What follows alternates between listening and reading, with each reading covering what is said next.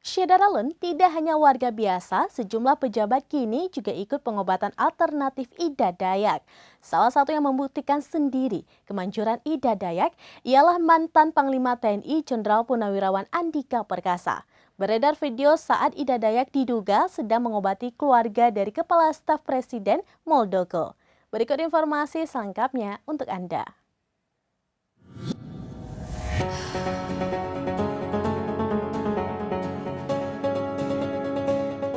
Syeda Ralun tidak hanya warga biasa, sejumlah pejabat kini juga ikut pengobatan alternatif Ida Dayak.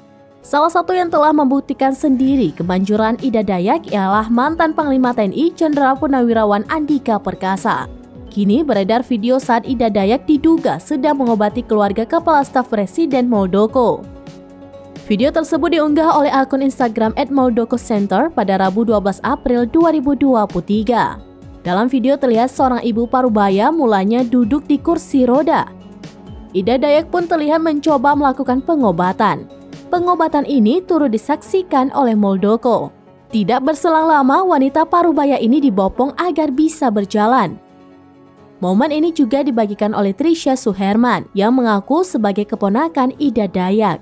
Trisha sendiri merupakan ketua umum Muldoko Center. Saat berbincang berdua, Ida Dayak mengungkap impiannya bertemu dengan Presiden Joko Widodo. Trisha lantas berharap agar tenaga ahli utama kantor staf Presiden Ali Muhtar Ngabalin yang saat itu juga berada di dekatnya bisa mengabulkan keinginan Ida Dayak.